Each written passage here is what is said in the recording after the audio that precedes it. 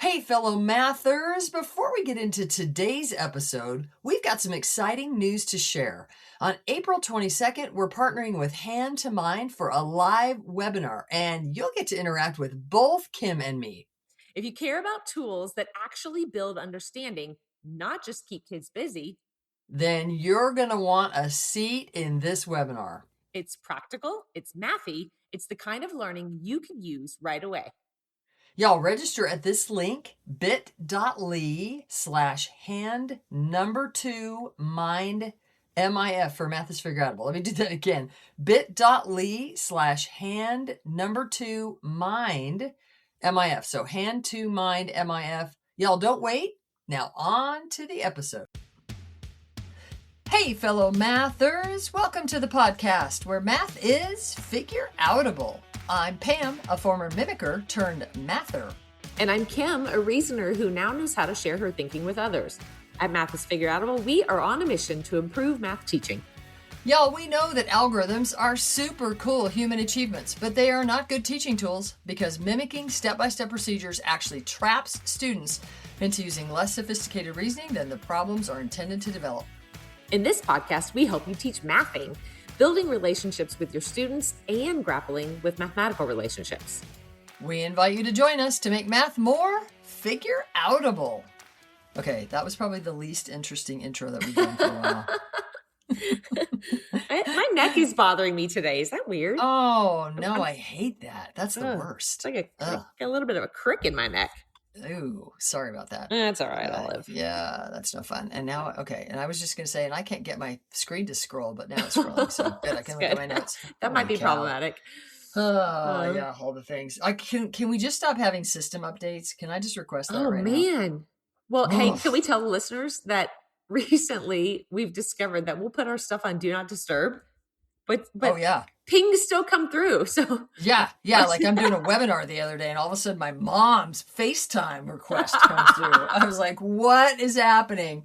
So yeah, we definitely need to get into this new system update to see what is happening. Yeah, come on, Apple.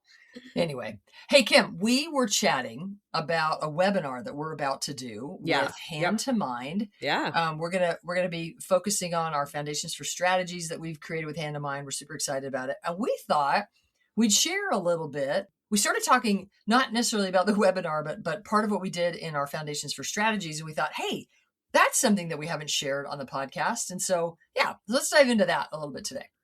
Okay, so we have 4 different kits with Hand to Mind. I'm going to talk about a sequence of tasks that we do in our multi-digit multiplication division kit. So first, and we'll give Courtney credit for coming up with kind of a Willy Wonka setting. Yeah. So if you think about Willy Wonka and the Chocolate Factory, it's loosely based on that, where you could think about having a contest where the kids can come in and they can design their own chocolate bar. So picture a Ritter Sport. Now, if you don't know Ritter Sport, because it's like expensive German chocolate, but my mom's from Switzerland, so I'm all about expensive European chocolate. It's the square bars. And in the square bars, each of the little pieces are cubes. They're square pieces that are 3-dimensional cubes. Yeah. And so we kind of based it on that because we're heading towards area. And area is all about square units. And so we didn't want rectangular units. We wanted these square units. So we said, hey, design your own chocolate bar. And so one of the things that we do is we give kids base 10 materials where we have like the unit cube, and then the 10 of those in a 10 sort of rod, and then 100 of those and 100 kind of flat, arranged as a 10 by 10 array. And then we also gave them these linear pieces, which will give Bridges in mathematics credit for kind of giving us that idea. We want to do a little bit of work with these, not a ton of work, a little bit of work where we say to them, okay, you want a chocolate bar that's, now pick one, Kim, I don't know, 30 pieces by, maybe we could even make it smaller for this, but like 15 by 8. Maybe that's going to be your chocolate bar, because you don't have to make a square chocolate bar. It's just going to have these square pieces in it. Okay. And so a kid might say, yeah, 15 by 8. And then we give them these materials on a magnetic board so that the magnetic linear pieces can kind of outline what would a 15 by 8 look like. And we can kind of outline that rectangle to be a 15 by 8. And then we're like, how many chocolate squares are going to be in there? And we actually have the kids 1 or 2 times slap in all those base 10 materials to be able to count quickly. Now, we don't slap in, a bunch of unit cubes through the whole thing. They could, right? Because that's what the candy bar is going to be, a bunch of unit cubes, but we can stick some together, and they can put the 10 by 10 in there, and then the 1 by 10s, and kind of fill it in. And we kind of nudge them a little bit to kind of get it in a place value kind of looking way. But we really want kids to feel area. We want them to feel that it really is this many of those 1 by 1 cubes. Even though we let them do it, with those chunks. Does that make sense so far? Hang on a second. Why are you saying 1 by 1 cubes? Cause as they're putting the base 10 materials on. Oh, like the little flat? 1 by 1 by 1, but 1 by 1 by 1. Yeah. Okay. Yeah. All right. And so they're sticking them on that tray. Yeah. So we feel like it's really important to feel area. Yeah. Feel all those, the 1 by 1 by 1s in there. We kind of end up with smart partial products in that way. Well, we kind of end up, with partial products, where you can sort of look at the 10 by 10 and then the 1s by 1s. And when we call it partial products, it's usually if you had something like, if you had 15 times 18, then kids will often break that up and they'll say, well, that's like a 10 plus 5 by a 10 by 8. And so they'll actually put in, the 10 linear piece by a 10 linear piece. And then they stick in the 10 by 10 area piece that fills in that space. And then they'll put 5 more unit linear pieces, and then down the bottom, and 8 more linear pieces around across the top. And then they're putting in 1 by 10s next to those. And then there's that little square in the corner. And then they're, putting in a bunch of 1 by 1 in that corner. Again, so the kids really get a sense and feel for area. Well, we call that partial products. Then we want kids to get better at smart partial products. So then we say, well, for 15 times 18, do you really have to cut it up into all those pieces? Could we do bigger chunks? Now we go to open arrays. Now we're going to start drawing on maybe closed arrays on grid paper first.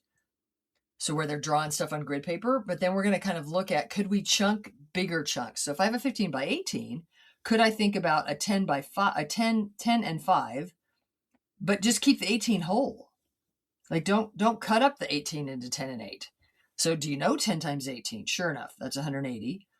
So now I'm either drawing that on grid paper, or eventually we go to just drawing open arrays. Then do you know 5 times 18? Now you're going to snicker and you're going to go, of course kids don't know 5 times 18, but we just had 10 times 18. So if you have 10 groups of 18, can you cut that in half to get 5 groups of 18? And now you can add that 180 plus that 90 to get the total area. So we move them to more of a smart partial product. Okay. Sorry. Interrupt me. Can I interrupt you? Yeah. Because I know you're going to now move forward where we went with this. And I want to kind of back up for a second and name some of the things that happened so far. So Please. This Willy Wonka-ish chocolate thing created a situation where it was context-based for the students, which I think is important. You've said it, but it's important to name that was purposeful for us, that we gave them a context that they could mess with. And then, hey Kim, was the context a fake story just to get kids kind of vaguely interested so that we could suck them into being willing to do boring math? I mean, I hope not.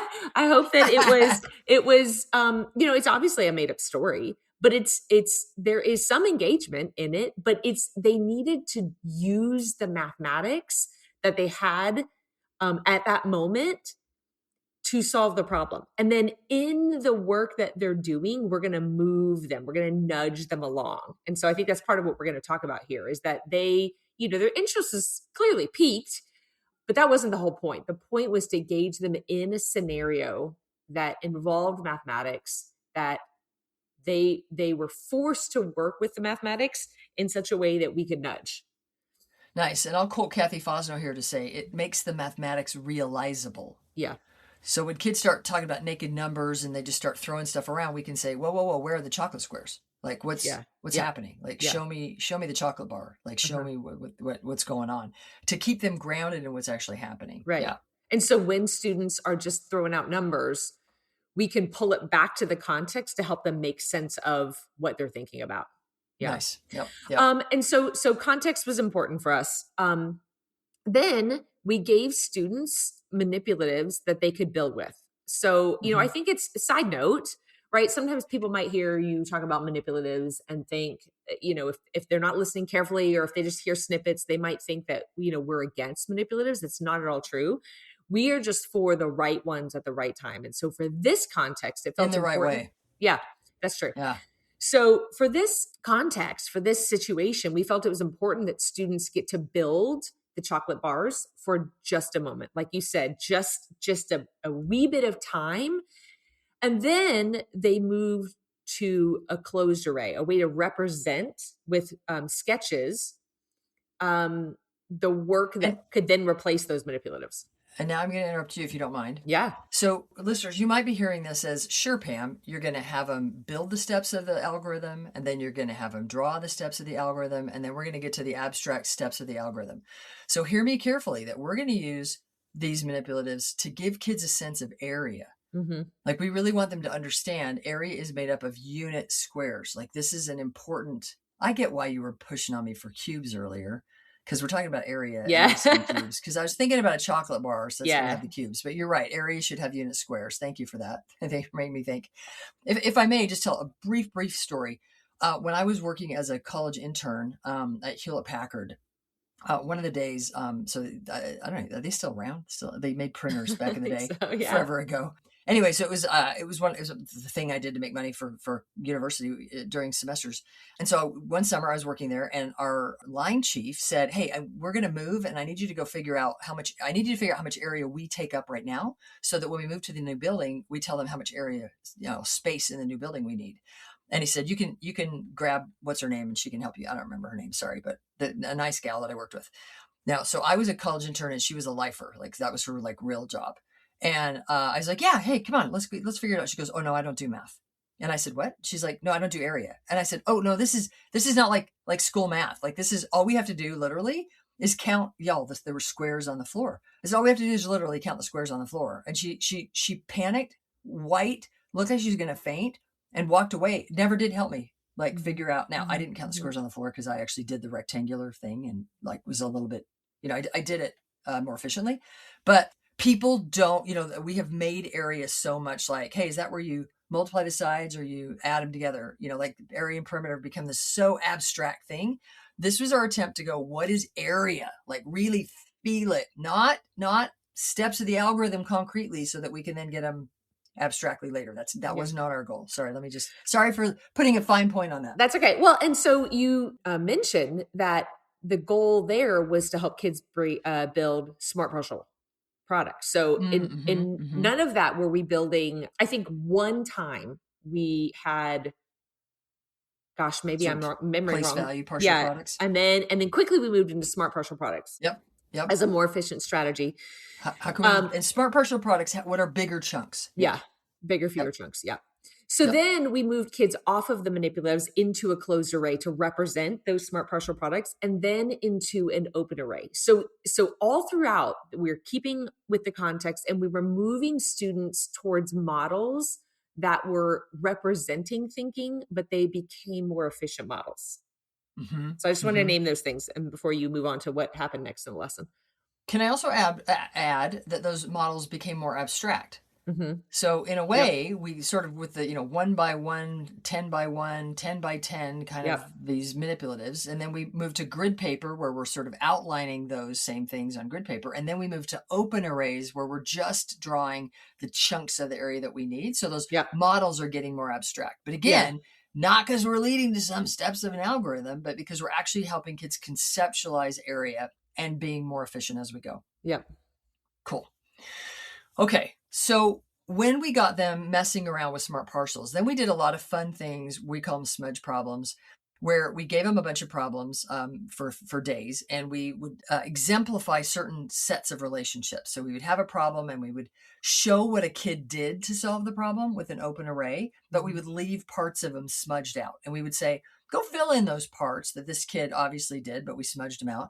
And then let's talk about what were the relationships this particular kid was using today. And we'd get better at we'd introduce at least one of the major multiplication strategies. And then on another day, we would say, well, here's a different kid, and they were solving the same kind of problems, but this way. What were those relationships? So it's a way to kind of introduce the major efficient multiplication strategies that if we build relationships in kids' heads, and these strategies become natural outcomes. Yeah. One of the ways that we did that, which I'm just particularly think is super cool, and I don't know if this was you or Courtney or the two of you combined, but I take no credit for it.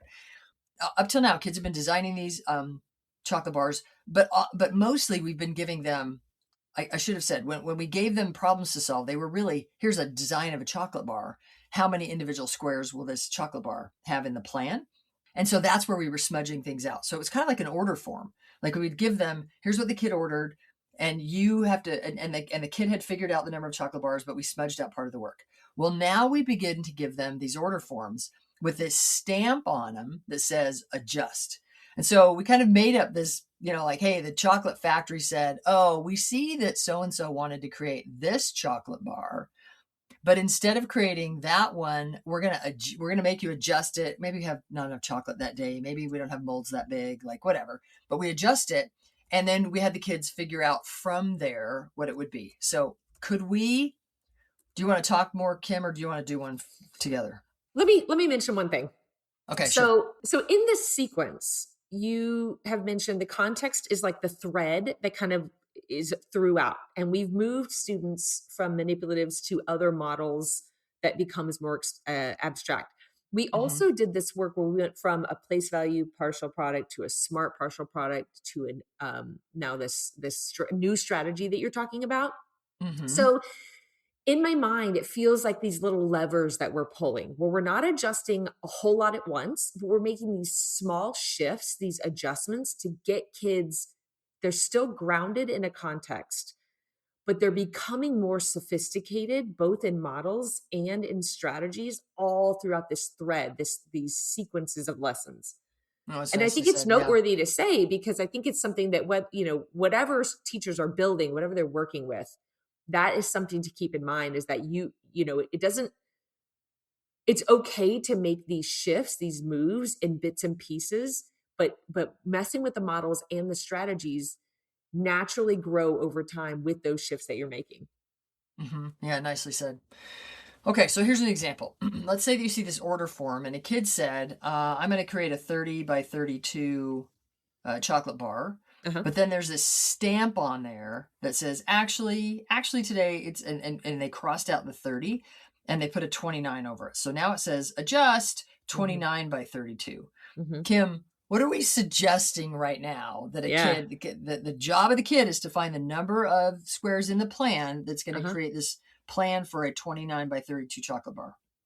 I mean, when they find the original plan, then if they see the adjustment is just one group of 32 less, then we're suggesting the over strategy. Yeah. So often kids will, and maybe we'll even show the work and smudge part of it out, but they'll be like, well, can I find the area of a 30 by 32? Yeah. So Kim, what's the area of a 30 by 32? Oh, you are going to ask me that. That's 960. How'd you do it? What did I do? I think I thought about 332s times 10. Nice. Okay. So a 30 by 32 has 960 of those unit squares. But we want to now, with it adjust, it came back, adjust, it can only be a 29 by 32. So how are you going to use the 960 to help you think about 29 by 32? Then I'm just going to subtract 32 from 960. Nice. Which is? 928. And we could talk about subtraction, but we're not going to today. Cool. Yeah. So in a huge way, we are nudging kids. We're introducing this idea that when they hit a problem like 29 times 32, they can go, what do I know that I could use to solve this problem? And they might think about 20 times 32 and 9 times 32. They could.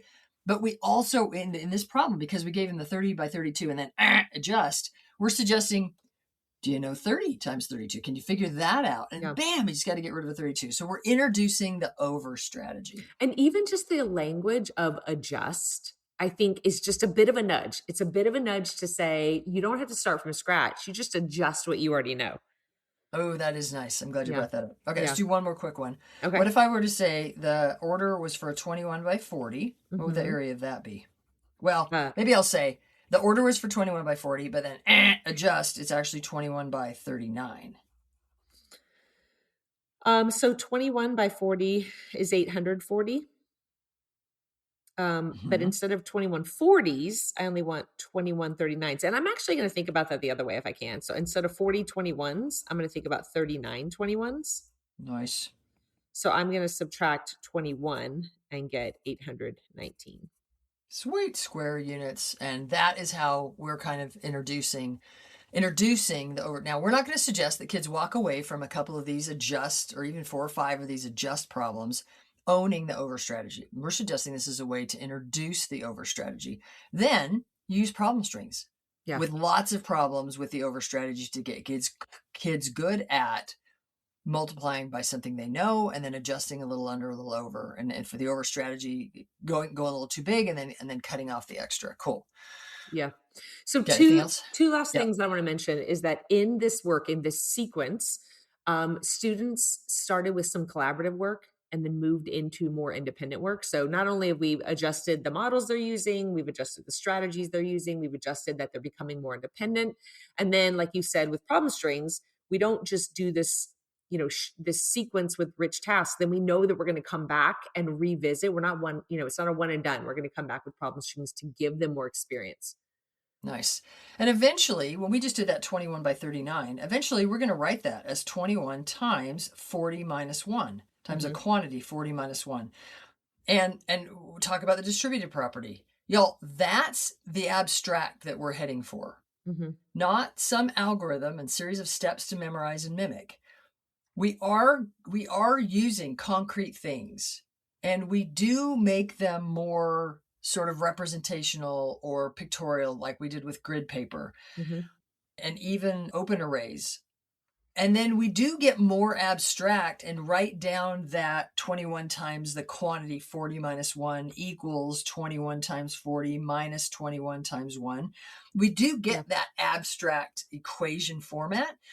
But just like Tonevald and Flynn would suggest that CRA or the modeling process is not linear, they're all connected, we would also agree that these are all connected. We want kids to really understand area so that when they compress that knowledge, then they can uncompress it, that they can just use it to solve problems, but they can also get inside it and really, this is when I don't get them as high school saying, Miss, area, is that the one where I multiply or the one where I add? Like they no, because they own area. They've really had these Hmm. experience where the concrete, the representational, and the abstract are all part of a cohesive whole that means mathematics, and in this case, that means Yeah. multiplicative Yep. reasoning. So, what are the abstract things that we're building? We're suggesting we're building strategies. Some of the basics that are needed for that, we need anything times 10. We're suggesting that representing doesn't mean drawing the manipulative so that then you can drawing the steps of the sorry, how do I say this? Do the steps of the algorithm with the manipulative, then draw the steps of the algorithm with showing the drawing the manipulative, and then do the steps of the algorithm. So if I could cross out what I Hmm. just said, not that. Rather, we are talking about representing doesn't mean drawing the manipulative. It means open arrays and ratio tables and equations. So we do want to move towards more abstraction and more Yeah. sophistication. But yeah, that. Yeah. Where the concrete experience, we're helping kids in rich tasks and using context. And then they're representing their thinking rather than the steps somebody else told them. And then we're helping them abstractly record the strategy that they used. From that narrow set of strategies that we're trying to build, right? It's not just like Yeah. anything that Yeah. they're doing. But yeah, nicely Yep. said.